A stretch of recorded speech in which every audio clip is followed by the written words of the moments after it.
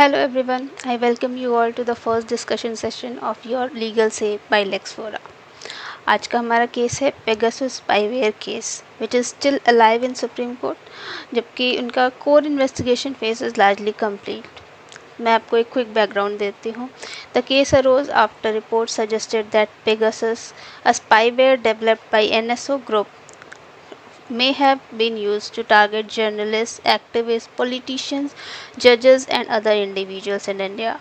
Petition alleged violation of privacy and sought an independent investigation.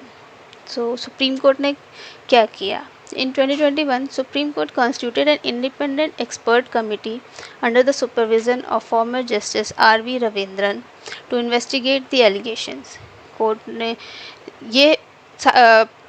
Court का ये कहना था कि national security cannot be used as blanket shield against judicial review where fundamental rights are implicated. जो important findings थी इस case की, expert committee ने कुछ डिवाइसेस एग्जामिन किए. उन डिवाइसेस में मैलवेयर पाए भी गए थे, बट कमेटी ये कंक्लूड नहीं कर पाई कि उन मैलवेयर में पेगासस स्पाईवेयर का भी प्रेजेंस था. सुप्रीम कोर्ट ने ये भी नोट किया कि यूनियन गवर्नमेंट जो थी उनने फुल्ली कोऑपरेट नहीं किया था कमेटी की इन्वेस्टिगेशन ने. 2025 में जो डेवलपमेंट था, सुप्रीम कोर्ट ने एक इम्पॉर्टेंट ऑब्जर्वेशन दिया that there is nothing inherently wrong in a government using spyware for national security purpose. The concern is against whom and it what manner it is being used. Court का focus national security और citizens की privacy right के बीच balance बनाने पर था. आज 2026 में इसका क्या स्टेटस है? The matter remains a significant constitutional privacy right. यहाँ पे जो बड़ा क्वेश्चन है वो है surveillance privacy right under article 21, transparency in state surveillance and judicial oversight of spyware usage, जो कि आज भी कोर्ट और लीगल सर्कल्स में एक डिस्कशन का मुद्दा है. Recent case summaries continue to refer to the Supreme Court's emphasis on protecting constitutional rights while balancing national security concerns. So, इस केस की क्या महत्ता है, क्या इम्पोर्टेंस है इस केस का? एक ये just it is not just a surveillance case. It sits at the intersection of right to privacy, state surveillance powers, national security, freedom of speech and surveillance, and judicial review of executive actions. आज का question हमारा है, क्या national security के नाम पर individuals के privacy rights का वायलेशन जायज़ है? क्या सरकार के पास ये अधिकार है कि वो सर्वेलेंस कर सकती है इंडिविजुअल्स को उनके परमिशन के बिना, उनकी नॉलेज के बिना?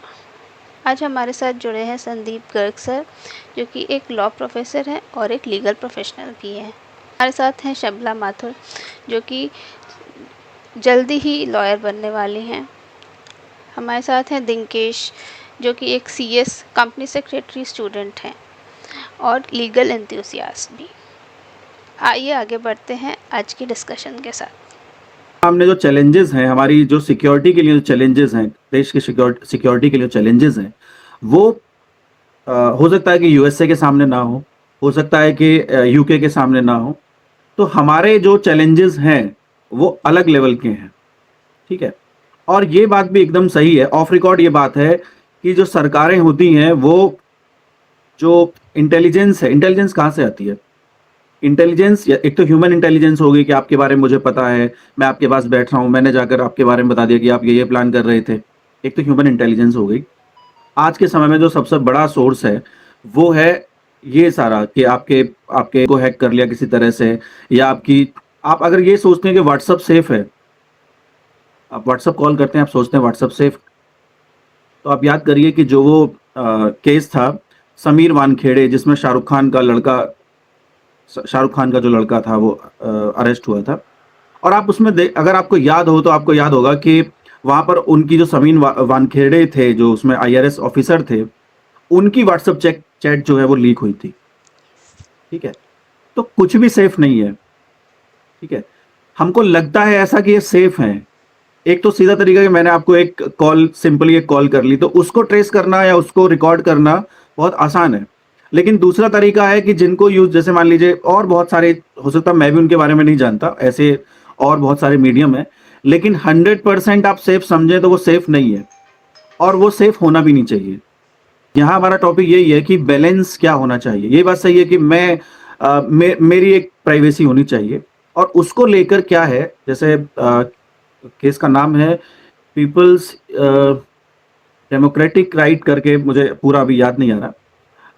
उसमें कई सारी उन्होंने पीआईएल फाइल की हैं उस संस्था ने, तो उसने एक पीआईएल फाइल की थी, और वहां उन्होंने आर्टिकल 21 के, स्पेशली वो था फोन रिकॉर्डिंग के बारे में, कि जो फोन रिकॉर्डिंग है, फोन टैपिंग जो है, वो आर्टिकल 21 का वायलेशन करती है। तो वहां पर सुप्रीम कोर्ट ने गाइडलाइंस दी थी कि फोन टैपिंग जो है उसके लिए क्या क्या रिक्वायरमेंट्स होंगी। ऐसा नहीं है कि कोई आपका मन किया और किसी की फोन रिकॉर्डिंग टैप करना आपने शुरू कर दिया। उसके लिए जो सेक्रेटरी लेवल से आपको परमिशन लेनी होगी, जो भी एजेंसी है, और उसके बाद ही फोन टैप आप किसी का कर सकते हैं, और उसकी भी लिमिट है कि इतने समय तक लगातार कर सकते हैं, फिर उसके बाद परमिशन आप लेंगे। तो ऐसा नहीं है कि इसके लिए सरकार ने या हमारे जो कोर्ट्स हैं उन्होंने कुछ नहीं किया है। लेकिन आपको ये भी देखना होगा, इसी के साथ ये भी देखना होगा कि हमारे सामने जो चैलेंजेस हैं वो भी बहुत बड़े चैलेंजेस हैं। हम आज के समय में विश्व के सबसे बड़े आबादी वाला देश है। अभी मैंने आपको कहा चाइना के बारे में, तो चाइना के सामने वो चैलेंजेस नहीं है। वहां पर डेमोक्रेसी नहीं है। वहां पर कोई आवाज उठाता है तो वहां पर वो नेक्स्ट डे उसका पता ही नहीं चलता। और ऐसा नहीं कि उसके पूरे परिवार को, उसको ही नहीं, उसके परिवार को भी सजा दी जाती है। ठीक है। अब हमारे लिए इतने सारे लोगों की सर्विलेंस करना, मतलब यहाँ एक तरफ कुआं और एक तरफ खाई वाली स्थिति है, और उसमें बैलेंस की जरूरत ज्यादा है। अगर पुलिस को बहुत ज्यादा पावर दे दी जाएंगी तो बहुत सारी बातें होती हैं। जैसे आपको शायद पता होगा कि क्लाइंट और एडवोकेट के बीच में जब हम एविडेंस पढ़ते हैं, अब तो वो हो गया भारतीय साक्ष्य अधिनियम, तो उसमें कुछ जो कम्युनिकेशन है वो प्रोटेक्टेड है, या कहिए कि एक्चुअल शब्द मुझे याद नहीं आ रहा अभी, प्रोटेक्टेड अभी आप मान लीजिए उसको। ठीक है। तो जैसे एक एडवोकेट और एक क्लाइंट मान लीजिए मोबाइल फोन से भी बात कर रहे हैं या किसी दूसरे मीडियम से बात कर रहे हैं, या क्लाइंट और एडवोकेट सामने और उसका कैमरा आपने हैक कर लिया। आपको पता होगा पहले हम फिल्मों में देखते थे, वेस्टर्न कंट्रीज, बहुत सारी जो हॉलीवुड मूवीज हैं, तो हम देखते थे कि वो कैमरा हैक कर लेते हैं। तो आजकल आप देखते होंगे कि आपके यहाँ जो भी सीसीटीवी लगा होगा, तो उसकी रिकॉर्डिंग के लिए आपको लाइव रिकॉर्डिंग आपको चाहिए, तो उसको आपको इंटरनेट से कनेक्ट करना होता है। और अगर आपने उसको इंटरनेट से कनेक्ट किया हुआ है तो उसको कोई भी हैक कर सकता है। और आपकी जो भी, मतलब इवन जो हम बात कर रहे हैं, अभी जो हम सेशन कर रहे हैं, तो इसको भी हैक किया जा सकता है। इसमें हम क्या बातें कर रहे हैं उसको भी रिकॉर्ड किया जा सकता है। ठीक है। और ऐसा पूरे विश्व में होता है। ऐसा नहीं है कि मैं ये कहूं कि हमारे देश की एजेंसी ऐसा करती हैं, या अलग, एक तो अलग हैकर ग्रुप्स हो गए जो इंडिविजुअली काम करते हैं, और कई बार तो जो एजेंसीज होती हैं वो उनकी हेल्प भी लेते हैं, क्योंकि कई बार वो इतने मतलब इतनी उनको नॉलेज नहीं होती है। ठीक है। अब आप देखिए कि इसराइल उसमें नंबर 1 है, अमेरिका है, सारे देश ये काम करते हैं। और एक तो होता है इंटेलिजेंस और एक होता है काउंटर इंटेलिजेंस।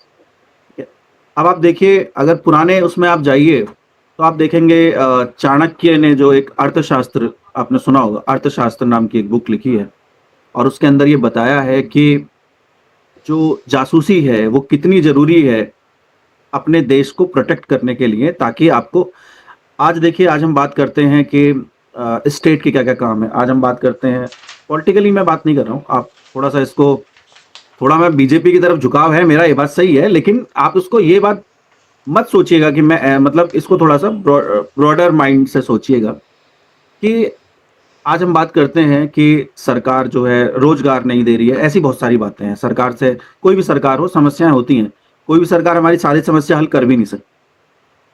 ठीक है। लेकिन आप जब थोड़ा, मतलब आज तो हम लोकतंत्र में हैं, थोड़ा अगर पीछे आप जाएंगे, पुराने समय में आप जाइए, तो वहां पर यह माना गया है कि सरकार के 2 काम है बेसिकली। एक तो है एक्सटर्नल एग्रेशन को रोकना, और दूसरा है इंटरनल जो लॉ एंड ऑर्डर है उसको मेंटेन करना। आज के टाइम अगर हम देखें तो जो हमारा एक्सटर्नल एग्रेशन है उसके लिए बहुत सारी, जैसे आर्मी है हमारी, बीएसएफ है, इस तरह की संस्थाएं हैं। दूसरा उसके लिए आपने सुना होगा RAW है, रॉ। जिसका बेसिकली काम है कि जो भी हमारे देश के बारे में उसके बारे में पब्लिकली आजकल तो सुनने के लिए मिल जाता है, कभी-कभी कुछ फ़िल्में भी आई हैं, लेकिन पब्लिकली ज़्यादा बात होती नहीं है, ठीक है? तो उसका बेसिकली काम क्या है कि जो भी थ्रेट्स हैं भारत के लिए, उनको वो एनालाइज़ करते हैं, देखते हैं और फिर उसको यहाँ पर हमारी जो सरकार है, उसको बताते हैं और फिर क्या-क्या करना है वो हमारी सरकार उसका फैसला लेती है। इसी तरह से जो हमारी इंटरनल एजेंसीज़ हैं, उसमें एक आर्मी की भी है, मिलिट्री इंटेलिजेंस भी है। इसी तरह से एक हमारी आईबी होती है, आईबी का नाम सुना होगा आपने, intelligence bureau. Actually intelligence bureau से ही रॉ बनी है। पुरानी इंटेलिजेंस ब्यूरो थी, जिसका काम था, जो बनाई गई थी शायद 1885 में बनाई गई थी अंग्रेजों ने, जो हमारी क्रांतिकारी थे उनके बारे में पता लगाने के लिए। तो अभी क्या है, कई बार ऐसे आरोप लगते हैं आईबी के ऊपर कि वो सरकार के बेसिकली सरकार के अंडर में होती है और कई बार पॉलिटिकली उसको यूज़ किया जाता है। ये बात सही हो सकती है कि पॉलिटिकली कौन नेता क्या कर रहा है, जहां सरकार गिरानी है, कुछ करना है, तो जिसके हाथ में पावर है, ऐसा नहीं कि आज की सरकार के हम ऊपर आरोप लगा दें और हम ये कहें कि पिछली सरकारों ने ऐसा नहीं किया। ये जो भी सरकार आएगी वो उस पावर का यूज करती ही करती है, वो कहे कुछ भी, ठीक है?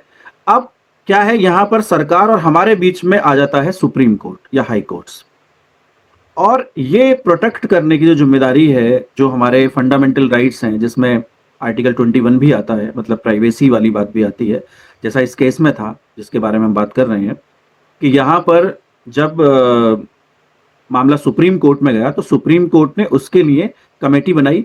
हालाँकि कमेटी ये साबित नहीं कर पाई, ये साबित नहीं हो पाया कि कुछ ऐसा था उसके अंदर या कुछ ऐसा मॉलवेयर था जिससे सरकार जासूसी कर रही थी। लेकिन साथ में एक बात ये भी है कि सरकार जो है सरकार ने सहयोग भी नहीं किया, ठीक है? और इसी से आपको बात समझ में आ जाती है। इसी से हमें समझ में आ जाना चाहिए और यहाँ मेरा मानना ये है कि हमें ये ऐसा ऐसा है कि जिस पर एक कोई हमें ये कहना कि नहीं-नहीं डेमोक्रेसी में हम हैं तो हमारे लिए राइट टू प्राइवेसी सबसे ऊपर होना चाहिए। ऐसी राइट टू प्राइवेसी का भी आप क्या करेंगे कि आप मतलब आप एक तो राइट टू प्राइवेसी हो गई और एक हमारी फैमिली और हमारी शरीर का जो बॉडी का जो प्रोटेक्शन है वो हो गया। तो दोनों में दोनों ही ज़रूरी हैं, लेकिन अगर प्रायोरिटी देखा जाए तो फिर भी जो हमारी परिवार और जो हमारे देश की जो सुरक्षा है, मुझे लगता है कि उसको ऊपर होना चाहिए। लेकिन ये बात भी सही है कि ये जो राइट टू प्राइवेसी है, उसका उचित सम्मान रखना चाहिए, जिसके लिए सुप्रीम कोर्ट है। और अगर कहीं ऐसे बातें आती हैं कि कहीं किसी की रिकॉर्डिंग किसी एजेंसी ने कर ली और उसको फिर लीक कर दिया, तो ऐसा नहीं है, कई सारे ऐसे केसेज़ हैं जहाँ पर जो भारी भरकम जुर्माने जो हैं वो लगाए गए हैं और अभी भी कोर्ट की ऐसी गाइडलाइंस हैं कि अगर किसी की भी राइट टू प्राइवेसी का वॉयलेशन किया जाता है, तो जो भी ऑफिसर या जो भी डिपार्टमेंट उसके लिए रिस्पॉन्सिबल है, वो उसको कंपनसेट करेगा और वो कंपनसेशन मॉनेटरी भी हो सकता है। दूसरा, उसके लिए आपको जो भी ऑफिसर्स उसके लिए रिस्पॉन्सिबल हैं, उनको जेल भी हो सकती है। ठीक है, thank you. Okay, okay, thank you so much sir. आपने बहुत ही अच्छा हाइलाइट किया, बहुत ही नॉलेज दी हमें अपने। दिनकेश, आप कुछ कहना चाहेंगे? Hi ma'am. लाइक अब अभी जो संदीप सर ने जो बोला, तो I am actually agree with him. क्योंकि क्या है ना, मतलब प्राइवेसी अब तक इंडिया में डेवलप नहीं हुआ है एकदम एकदम। जो क्योंकि अब जैसे जैसे अपना आईटी एक्ट जो है, इंफॉर्मेशन टेक्नोलॉजी एक्ट, तो वो आया है, बट उसको सही से आई थिंक सरकार मतलब जो स्टेट गवर्नमेंट जो है, तो वो सही से आई थिंक रेगुलेट कर नहीं पा रही है वो सही से। अभी अभी अभी क्या है कि मेरे घर पे एक एक मतलब मेरी बहन का मोबाइल हैक हो गया था। अभी वो मतलब वो हुआ कैसे था, मतलब जो जो मेरे स्कूल के जो सर जो थे, तो सबसे पहले वो सर का मोबाइल हैक हो गया। फिर वो हैकर ने उसके थ्रू मेरी बहन को हैक किया। तो ये ऐसे भी हुआ है। तो आई थिंक मतलब जो प्राइवेसी जो है अब तक सही से नहीं है इंडिया में।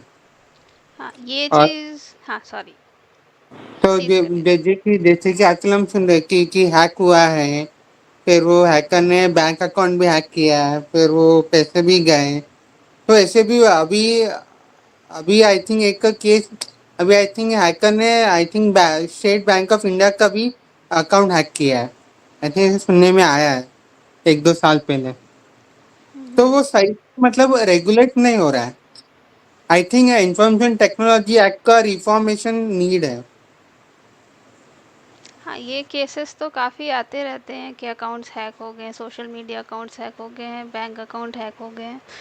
तो यही जो सर्विलेंस वाली चीज़ है, इसका मिसयूज़ हो रहा है इस तरह से। जो फ्रीडम इन लोग को मिल जा रही है, जो लूप होल्स हैं हमारे आईटी सेक्टर में, उसकी अब वजह से।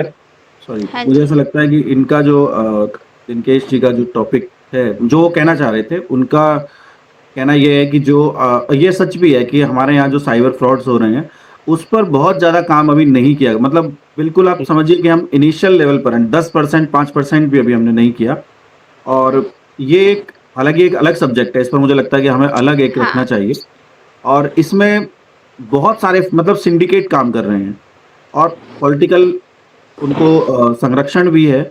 और असल में वो एक तरह की, जैसे पहले चोरी, लूट, डकैती होती थी, अब वो वायलेंस कंटेंट। वायलेंस का उसमें यूज़ नहीं होता, लेकिन काम वही हो रहा है। ठीक है? एग्ज़ैक्टली। ये ठीक है, इस पर सरकार को काम करना चाहिए, लेकिन हमारा टॉपिक आज का है वो अलग है, हाँ प्राइवेसी जी, वाला। बिल्कुल। लेकिन हाँ, मुझे एक चीज़ और याद आ गई उसमें बीच में फिर क्या कि क्या देखिए नॉट, प्राइवेसी। मैं एक्चुअली हाँ, प्रिपेयर अपना ओपिनियन दे रहा हूँ। नहीं, नहीं, नहीं, आपकी बात सही है। हाँ। आपका सही है एकदम। आपने सही कहा कि जो सरकार को करना चाहिए, कि सरकार कर रही है, लेकिन जिस लेवल पर करना चाहिए वो नहीं है अभी। हम्म। इतनी सारी हैकिंग और लोग इतनी आसानी से जो हैक कर लें, प्राइवेट लोग। अभी तो हम बात सरकार की कर रहे हैं, लेकिन आप जो कह रहे हैं वो है प्राइवेट लोग जो ठगी करते हैं और ये सारी चीज़ जो करते हैं, ठीक है? उस पर भी काम होना चाहिए। लेकिन एक और मैं इंटरेस्टिंग बात मुझे याद आ गई कि जैसे प्राइवेसी का जो लेवल है, प्राइवेसी जिसको हम प्राइवेसी समझते हैं, और अगर आप देखें ये बात फिलॉसफी की है या हिस्ट्री की है या जो भी है, इस उस टॉपिक से रिलेटेड है कि जैसे आपने देखा होगा कई बार, मैं तो कहीं बाहर नहीं गया अभी, अपने इंडिया से बाहर नहीं जा पाया हूँ, लेकिन आजकल ज़रूरत नहीं है, पता चल जाता है आपको सारी चीज़ें, यूट्यूब है और फ़िल्में हैं, ठीक है? तो जो एक लेवल है प्राइवेसी का, जो वेस्टर्न कंट्रीज़ हैं, यूरोपियन कंट्रीज़ जो हैं, वहाँ लोग बहुत रिज़र्व होते हैं। और वो अपने पड़ोस, जैसे अब आज तो आजकल हमारे यहाँ भी बड़े शहरों में चीज़ें होने लगी हैं कि आपको पता ही नहीं है कि आपके बराबर में कौन रहता है, आपके बराबर वाले एग्ज़ैक्टली। फ्लैट में कौन रह रहा है, ठीक है? लेकिन अभी आप गाँव में जाएँगे तो वहाँ ऐसा नहीं है। वहाँ प्राइवेसी जैसी नाम की कोई चीज़ होती ही नहीं है, ठीक है? तो एक जो लेवल है ना, मतलब मेरा पॉइंट ये है यहाँ पर कि अमेरिका में जो प्राइवेसी हो सकती है, जो लेवल हो सकता है, और जो हमारे यहाँ जो प्राइवेसी का जो लेवल है, उन दोनों में अंतर है। मतलब ये भी एक पॉइंट है कि प्राइवेसी हम किसको समझते हैं। जैसे कई बार आप, जैसे आप मेरे घर के सामने जा रहे हैं तो आप ये बता सकते हैं कि ये उँगली करके बता सकते हैं। अमेरिका में ये भी नहीं कर सकते आप। कई देश ऐसे हैं जहाँ पर आप ऐसा भी नहीं बोल सकते। किसी घर के सामने बहुत देर तक खड़े नहीं हो सकते। ऐसी बहुत सारी चीज़ें हैं कि वहाँ का जो कल्चर है और हमारे यहाँ का जो कल्चर है, वो दोनों अलग-अलग हैं। ये भी इसका एक पॉइंट है। लेकिन वैसे मेन पॉइंट आज हमारा यही था कि सरकार के पास क्योंकि सारी चीज़ें होती हैं। मैं अगर आपकी प्राइवेसी ब्रीच करना चाहूँ तो मेरे पास लिमिटेड ऑप्शंस हैं, ठीक है? मैं ज़्यादा से ज़्यादा कित क्या कर एक इंडिविजुअल मतलब क्या कर सकता है? एक सामान्य व्यक्ति आपकी प्राइवेसी में क्या दखल दे सकता है? उसके पास बहुत ज़्यादा ऑप्शंस नहीं है। लेकिन सरकार के पास बहुत सारे ऑप्शंस होते हैं। वो आपकी आजकल तो सब कुछ ऑनलाइन है, हमारा सबके पास एंड्रॉइड मोबाइल्स एग्ज़ैक्टली। हैं, हर चीज़ के लिए इंटरनेट की ज़रूरत पड़ती है। तो सरकार इसमें ज़्यादा सक्षम है, ठीक है? वो भी एक पॉइंट है कि प्राइवेट लोग भी जो ठगी और लूट के लिए जो हैकिंग करते हैं, वो भी एक अलग बात है। लेकिन सबसे बड़ा जो खतरा है हमें, उनको चलो ठीक है, अगर कोई प्राइवेट जैसे हैक कर लिया, नुकसान कर दिया, उसके खिलाफ तो आप सरकार को कंप्लेंट कर दोगे। लेकिन अगर हैकिंग सरकार की कोई एजेंसी कर रही है, तो आपके पास क्या ऑप्शन बचता है कि आप कहाँ जाएँगे? तब हमारे पास एक ही ऑप्शन बचता है कि अगर हमारे पास प्रूफ़ है इस बात का, देखिए, प्रूफ़ होना ज़रूरी है। हो सकता है कि हमारे इस सेशन की रिकॉर्डिंग हो रही हो या मेरे मोबाइल फ़ोन को कोई सुन रहा हो, ठीक है? मैं आपको बताऊँ, रियलिटी तो ये है कि पुलिस स्टेशन में पुलिस ऑफ़िसर जो होते हैं, एसएचओ लेवल के जो अधिकारी होते हैं, वो इल्लीगली किसी की भी कॉल को लाइव रिकॉर्ड कर सकते हैं। ये ऑन रिकॉर्ड नहीं है, ये ऑफ रिकॉर्ड में बात बता रहा हूं। अब यहां दो तीन बातें हैं। अब ये ऑफ रिकॉर्ड बात है, ठीक है। अब आपको लग सकता है वो मेरी कॉल भी सुन सकते हैं, आपकी कॉल भी सुन सकते हैं। अब ये सीधा सीधा प्राइवेसी का वायलेशन है। लेकिन दूसरा एक पक्ष आप देखिए कि जब भी कहीं कोई अपराध होता है, आप सोचिए जब भी कोई अपराध होता है कहीं भी, तो हम सीधा क्या बोलते हैं? हम सीधा बोलते हैं कि पुलिस ने ये नहीं किया, पुलिस रेस्पॉन्सिबल है, स्टेट रेस्पॉन्सिबल है। अब ये बताइए आप कि क्या पुलिस के पास, ये एक पक्ष है पुलिस का, कि क्या पुलिस के पास कोई जादू की छड़ी है या कोई जिन है पुलिस के पास कि वो पुलिस को बता देगा कि ये चोरी उसने की है, ये अपराध उसने किया है। अब सर्विलेंस के जो तरीके हैं, जैसा पहले हमने डिस्कशन किया कि सर्विलेंस के जो तरीके हैं उसमें पहले एक होते थे इन्फॉर्मर, आज भी होते हैं, जो ग्राउंड लेवल पर जो होते हैं इन्फॉर्मर, जो हर जगह पेनिट्रेट किए होते हैं, इस ग्रुप में उस ग्रुप में। वो आपको, जैसे आपने फिल्म देखी अभी धुरंधर, तो वो क्या है कि उन्होंने ऐसे ग्रुप में उसको घुसा दिया कि वहां से सारी इंफॉर्मेशन आती गई। तो ये तो हो गया कि ये तो एक पुराना तरीका हो गया, ठीक है। लेकिन ये तो चलता रहा है हमारे हमारे अब ये कोई एक्सेप्ट नहीं करता कोई देश। रियलिटी ये है कि कोई देश हमारा दोस्त हो या हमारा दुश्मन हो, वो जासूसी करते हैं एक दूसरे की। हम लोग यूएसए की भी करते हैं, वो हमारी करते हैं। हम लोग जितने भी डिप्लोमेट्स होते हैं, मतलब जो ये हमारे होते हैं डिप्लोमेट के जो ऑफिस होते हैं, वहां पर एक व्यक्ति अपॉइंट होता है जो यही काम सब डील करता है। ये सच्चाई है, ठीक है। ऑन रिकॉर्ड कभी कोई सरकार स्वीकार नहीं कर एक्सेप्ट नहीं करती है, लेकिन ये रियलिटी है। अभी आप देखिए कुछ समय पहले एक विवाद हुआ था सीबीआई के जो डायरेक्टर थे उनको लेकर, और वहां सीबीआई वालों ने आईबी वाले लोगों को पकड़ लिया, जो वहां सरकार को रिपोर्ट दे रहे थे, आईबी वाले, उनको अरेस्ट कर लिया। तो बड़ी एक ऐसी अजीब सिचुएशन हो गई कि एक सेंट्रल एजेंसी के लोग ने दूसरे सेंट्रल एजेंसी के लोगों को पकड़ लिया है। कई बार ऐसी परिस्थितियां हो जाती हैं, ठीक है। तो अब बात यही है कि पुलिस ये जो करती है, जनरली पुलिस क्या करती है कि वो करती अपराधियों का ही है, लेकिन अब वो तो उसके हाथ में है ना, जो इंचार्ज है वो हमारी कॉल भी सुन सकता है, आपकी कॉल भी सुन सकता है। ये बात तो सही है, लेकिन हम प्रूव नहीं कर सकते।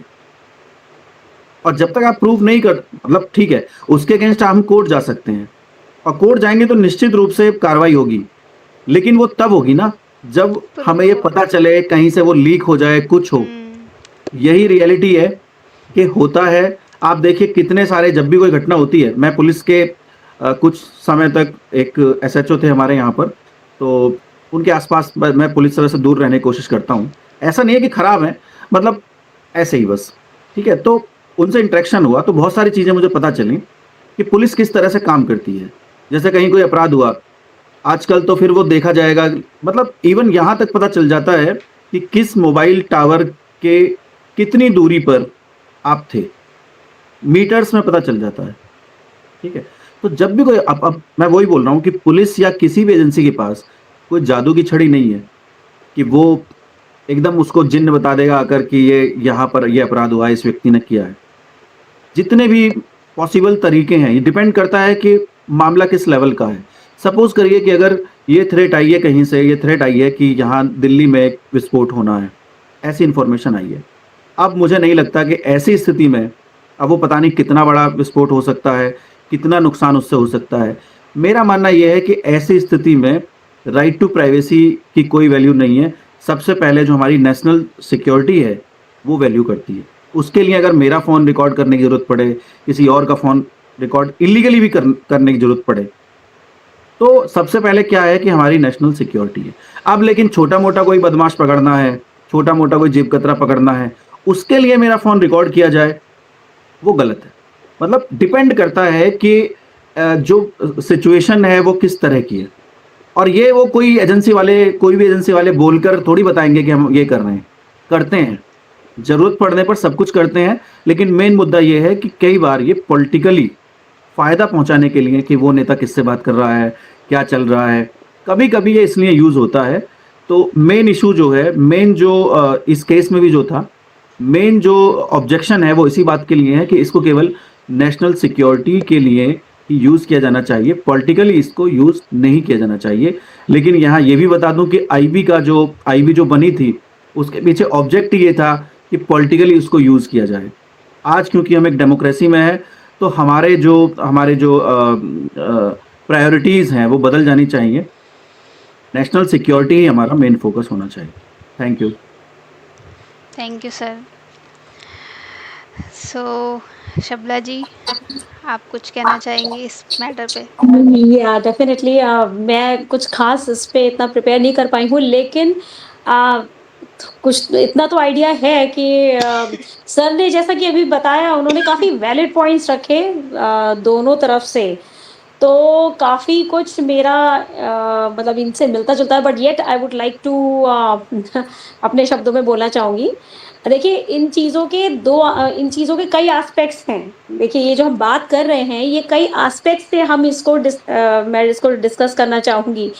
जैसे स जैसे पहला एस्पेक्ट ले लेते हैं कि राइट टू प्राइवेसी, ठीक है? राइट टू प्राइवेसी भी क्या है कि अगर हम बात करें कि प्राइवेसी तो एक फंडामेंटल राइट है, लेकिन ये फंडामेंटल राइट एब्सोल्यूट नहीं है, ठीक है? इवन पुट्टास्वामी केस में भी ये हुआ था, उसमें खुद 3 टेस्ट दिए गए थे, जो कि थे लीगैलिटी, नेसेसिटी और प्रोपोर्शनैलिटी, ठीक है ना? तो अगर हम सेक्शन आईटी एक्ट के सेक्शन 69 की अगर हम बात करते हैं, तो लीगैलिटी टेस्ट तो इसमें क्लियर है, राइट? वही वही ऑन द अदर साइड अगर हम बात करें, तो इसी केस, ये जो है आपका पुट्टास्वामी केस है, इन्होंने प्राइवेसी को कहा था कि ये intrinsic to life and liberty है। सेम केस ने, पुट्टास्वामी केस ने। तो अब ये रेस्ट्रिक्शन सिर्फ स्ट्रिक्टनेस स्क्रूटिनी पर हो सकता है, डेफिनेटली। सीक्रेट सर्विलेंस जो है, कभी प्रोपोर्शनैलिटी टेस्ट जो वो पास, उसका प्रोपोर्शनैलिटी टेस्ट है, वो पास नहीं करता। क्यों? क्योंकि ये लीस्ट इंट्रूसिव ऑप्शन नहीं है। तो अगर हम इसकी राइट टू प्राइवेसी की बात करें, तो इस एस्पेक्ट की बात करें, तो ये दोनों चीज़ें निकल के आती है। Definitely there has to be a balance to be maintained between the two क्या कह सकते हैं, साइड्स, राइट? अगर हम बात करें कानूनी पावर की, तो टेलीग्राफ एक्ट जो है और आपका ये आईटी एक्ट है, ठीक है? और साथ ही साथ ये जो रूल नंबर 419 ए है, ये पूरा एक लीगल फ्रेमवर्क देते हैं, अगर हम इसको पढ़ें तो। क्योंकि ऑर्डर जो है वो सिर्फ होम सेक्रेटरी लेवल से ही होता है, तो ये लॉलेस तो नहीं है, ठीक है? ये इसको कंप्लीटली ऐसा कह देना कि कई जगहों पे मैंने पढ़ा है कि इस तरीके से कर रहे हैं, मतलब कानून के विपरीत कर रहे हैं। कानून के विपरीत नहीं कहेंगे, क्योंकि इस तरह का ऑर्डर सिर्फ होम सेक्रेटरी लेवल से ही होता है, तो we can not say that, right? पर ऑन द अदर साइड अगर हम बात करते हैं, तो सेक्शन 69 जो है, वो सिर्फ आईटी एक्ट का सेक्शन 69, वो सिर्फ इंटरसेप्शन, मॉनिटरिंग और हाँ, इंटरसेप्शन और मॉनिटरिंग का को ही अलाउ करता है।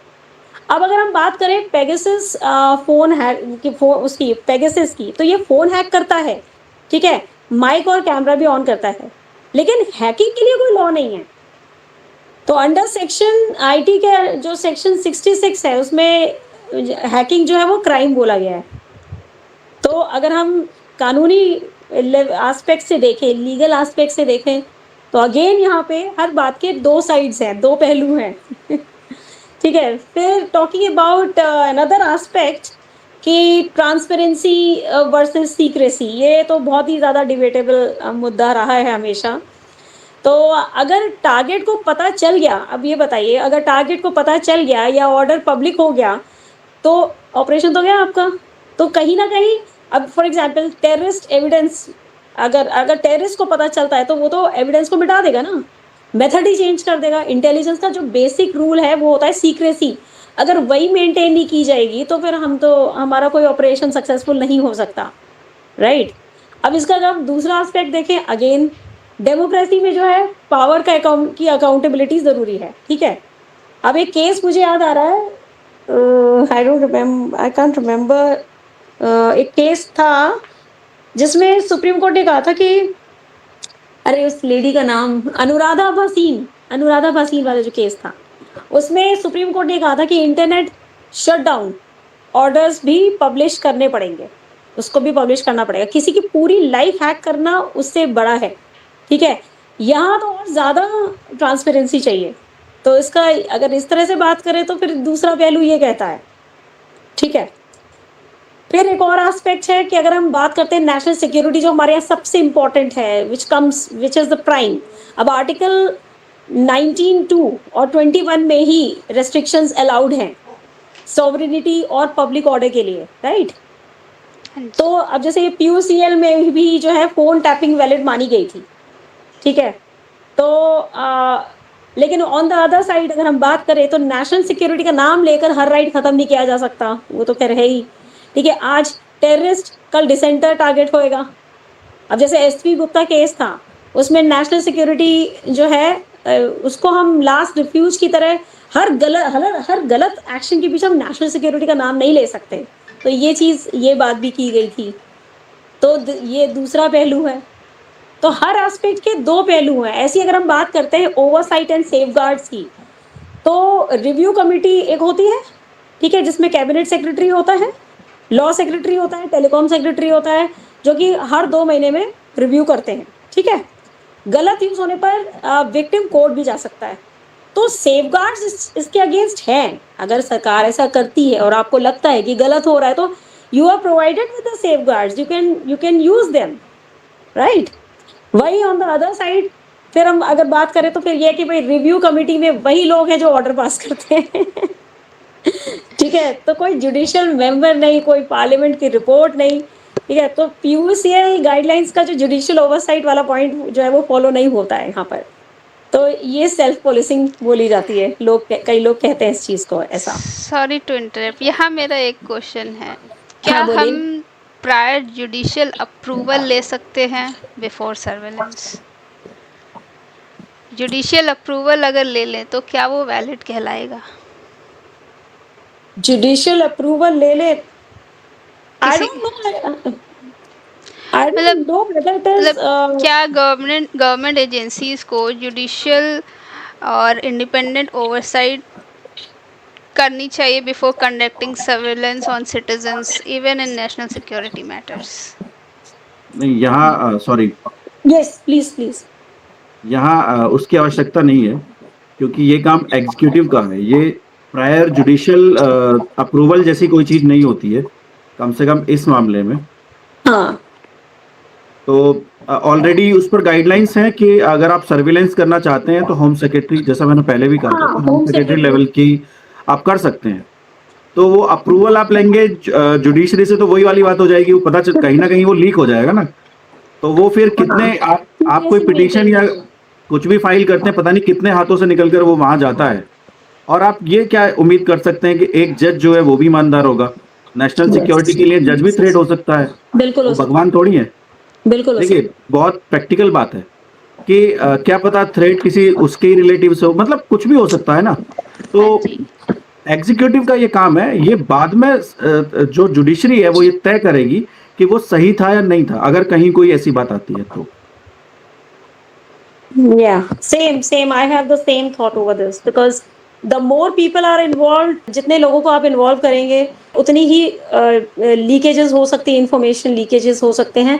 और साथ ही साथ इसमें सबसे बड़ी चीज़ है, अगर आपने जुडिशियल रिव्यू के लिए दे भी दिया तो आपको पता है कि स्पीड से अपने यहाँ काम होते हैं, रिव्यू का जवाब ही नहीं आ रहा है, और वी ऑलरेडी नो हर चीज़ कॉम्प्रोमाइज हो जाएगी। We will be compromising on the secrecy rule, plus हर चीज़ में फिर वही है ना कि फिर कोई चीज़ अब इमीडिएटली करनी है, if it is a matter of national security, या तो उसमें वी कैन नॉट जस्ट, हम लोग एकदम से ऐसे नहीं कर सकते। तो even I agree with this कि there is no requirement of, और क्योंकि इसमें ऑलरेडी डायरेक्ट वहाँ से ऊपर से ऑर्डर आता है डायरेक्ट, तो फिर इसमें इसकी ज़रूरत नहीं है जुडिशियल रिव्यू की। Okay. So, Yeah, tell me. where should the line be drawn? At what point does surveillance for national security become an invasion of privacy? कहाँ पे वो लाइन, बाउंड्री कहाँ पे होनी चाहिए जहाँ पे आपकी नेशनल सिक्योरिटी अब किसी इंडिविजुअल की प्राइवेसी का इन्वेजन ना बन जाए? देखिए, मैं ये इस पर कहना चाहूंगा कि पहले भी मैं इस बात को रिपीट कर चुका हूं कि अगर हमारा देश है तभी हम हैं, और अगर इतनी सीरियस आप देखिए पूरे पूरे विश्व में क्या-क्या चीज़ें चल रही हैं। और इंटरनेशनल लेवल पर कोई आपका दोस्त नहीं है। कोई भी दोस्त नहीं है, ठीक है? एग्री। सबको क्या है कि अपना-अपना फ़ायदा हर जगह यही होता है, वैसे हमारे आस-पास लाइफ़ में भी यही होता है। लेकिन और इंटरनेशनल लेवल पर भी यही होता है कि कोई आपका दोस्त नहीं है, ठीक है? आपको पता होगा शायद कि आप देखिए रशिया रशिया एक समय हमारे यहाँ इतना इन्फ्लुएंशियल था इंडिया में कि वो हर चीज की जानकारी उसको थी। लोग ऐसे आरोप भी लगाते हैं कुछ जो मर्डर्स हैं वो रशिया ने कराए हमारे यहाँ पर। अब वो सच कितना है गलत कितना है वो मैं नहीं कह सकता, लेकिन मैं ये कह सकता हूं कि हम अपनी नेशनल सिक्योरिटी को किसी के भी हाथ में नहीं दे सकते। और जैसे हम देखते हैं कि जब बात आती है कि फंडामेंटल राइट्स और डायरेक्टिव प्रिंसिपल जहां पर कॉन्ट्राडिक्शन हो दोनों में, मतलब फंडामेंटल राइट में तो मेरे राइट की बात है और डायरेक्टिव प्रिंसिपल में बहुत सारे लोगों के लिए बात है। सेम यहाँ पर एप्लीकेबल होता है कि अगर मेरे राइट का वॉलेशन करके और लाखों लोगों की, हजारों लोगों की या किसी एक व्यक्ति की जान बचती है, तो फिर मेरी प्राइवेसी मुझे पर्सनली लॉ क्या है वो तो एक अलग बात है। लॉ में आप जाएंगे तो आप देखिए पुलिस बहुत सारे ऐसे-ऐसे काम करती है जो नहीं करने होते हैं, है ना? लॉ बुक में क्या लिखा है, प्रैक्टिकली क्या होता है और अगर जो बुक में लिखा है उसको प्रैक्टिकली करने लगे ना आप, तो बहुत सारी चीज़ें चेंज हो जाएँगी। मतलब बहुत सारी डिफ़िकल्टीज़ आ जाएँगी, ठीक है? तो इसीलिए कई बार जुडिशियल ऑफिसर्स और जो एग्जीक्यूटिव ऑफिसर्स होते हैं, जब वो किसी स्टेट में मतलब आप मैं अगर मान लीजिए हिमाचल प्रदेश में जाना चाहूँ, तो पहले मुझे वहाँ का जो लोकल लॉ है ना, लोकल जो कस्टम्स हैं, लोकल चीज़ें, वो सब समझनी होंगी। उसका बेसिकली रीज़न यही है, ठीक है? तो मुझे पर्सनली ऐसा लगता है कि जहाँ नेशनल सिक्योरिटी की बात हो, वहाँ पर प्राइवेसी जो है किसी की भी कोई भी व्यक्ति हो, वो बहुत ज़्यादा मैटर नहीं करती है, लेकिन ये बात भी सही है कि हर बात के लिए उसका मिसयूज़ नहीं होना चाहिए। जहाँ केवल बहुत सीरियस कोई ऐसी बात है, वहाँ पर किया जा सकता है, लेकिन ये एक्सेप्शन होना चाहिए, रूल नहीं होना चाहिए। Thank you. क्योंकि यहाँ मैं भी थोड़ा बोलना चाहूँगी, I agree with sir's points absolutely कि जहाँ पर नेशनल सिक्योरिटी की बात होती है, वहाँ पर मेरे को भी even as a citizen, her citizen को ये ऐसा सोचना चाहिए कि मेरे को फिर वो मेरी प्राइवेसी नहीं चाहिए ऐसी। आई एम रेडी टू मतलब जहाँ पर क्योंकि नेशनल कॉम्प्रोमाइज। सिक्योरिटी, हाँ, जहाँ पर नेशनल सिक्योरिटी कॉम्प्रोमाइज़ हो रही है, वहाँ I don't want my privacy, because nation है तो हम हैं। तो I totally agree with this. In fact अगर इसको हम थोड़ा सा टेक्निकली बात करें तो जैसे मुझे यहाँ पर अब मैं अगेन चार चीज़ें बोलना चाहूँगी कि जैसे लाइन कैसे ड्रॉ की जाए, अब ये सबसे बड़ा क्वेश्चन होता है। तो इसमें जैसे कुछ चीज़ें अलाउ होनी चाहिए और कुछ चीज़ें अलाउ नहीं होनी चाहिए। जैसे टारगेटेड इंटरसेप्शन है under specific law, that should be allowed with prior written order, इस तरह का कुछ करने से पहले, ठीक है? जो चीज नहीं होनी चाहिए वो है मास सर्वेलेंस, स्पाईवेयर इम्प्लांटेशन हो गया आपका, ये माइक और camera activation without explicit statute हो गया। जो चीजें बिल्कुल ही विच गो ओवरबोर्ड नहीं करना है हमको, ठीक है ना? तो ऐसे ही सिमिलरली जैसे हम ये जहाँ पर इमिनेंट थ्रेट टू लाइफ हो रहा है, टेररिज्म का चक्कर है, फॉरेन अग्रेशन हो रहा है या फिर वॉर का है, ठीक है? जैसे फॉर एग्जांपल कहीं बॉम्ब ब्लास्ट का कोई स्पेसिफिक इनपुट है, ठीक है? 24 से 48 आवर्स में अटैक हो सकता है। तो फिर ऐसे केस में फिर आपको यहाँ पर यू कैन इस तरह की बातें मतलब प्राइवेसी प्राइवेसी नहीं सोचना चाहिए।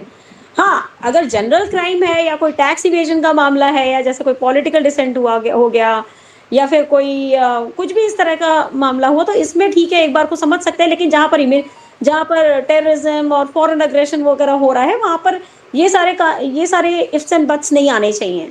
तो नेसेसिटी का मतलब लास्ट रिजॉर्ट है। अगर सेम इन्फो अगर समन्स और वारंट और ट्रेडिशनल वायर टैप से मिल सकती है तो उसके लिए स्पाईवेयर की जरूरत नहीं है, राइट? तो एग्जैक्टली। फिर सिमिलरली अगर हम कहें कि भाई अब यहाँ पर बात होती है कि भाई कौन करेगा, कौन ये काम करेगा, तो देखिए बेसिकली हमारे यहाँ 3 लेयर चेक होती है। एक एग्जीक्यूटिव होता है जिसमें होम सेक्रेटरी जो है वो ऑर्डर देता है, 15 दिन में रीजन ऑर्डर मतलब वो वहां से ऑर्डर आता है, ठीक है? अब दूसरी जो हो गया हमारा जुडिशियल। तो जुडिशियल का क्या है कि वही कोई जज जो रिटायर्ड सुप्रीम कोर्ट या हाई कोर्ट जज हुआ या टेक्निकल एक्सपर्ट वाला सर्वेलेंस रिव्यू ट्रिब्यूनल हुआ, ठीक है? हर ऑर्डर 48 आवर्स के अंदर एक्स पोस्ट फैक्टो अप्रूव होना चाहिए, इमरजेंसी में पहले एक्शन होना चाहिए, ठीक है ना?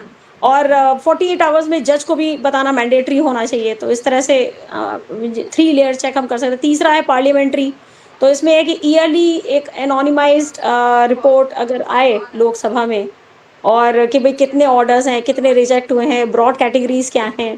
तो इस तरह से किया जा सकता है। इस तरह से we can draw the line. और क्या नहीं होना चाहिए कि भई इसका मतलब ये भी नहीं है कि भई सिर्फ़ ब्यूरोक्रेट्स हैं, उनकी कोई रिव्यू कमिटी है या कोई करंट सिस्टम है जिन्होंने ऑर्डर दिया वही रिव्यू करने लग गए। तो यहाँ पर कॉन्फ्लिक्ट ऑफ इंटरेस्ट आ जाएगा।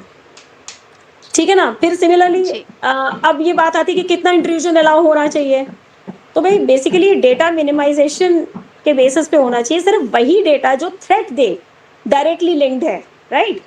जैसे उसके बाद का जो डेटा है जो या को उसके लिए कोर्ट को सर्टिफ़िकेशन देना चाहिए। टारगेट को इन्वेस्टिगेशन खत्म होने के बाद नोटिफ़ाई करना चाहिए, अनलेस कि कोर्ट स्पेसिफ़िकली गैग ऑर्डर दे दे।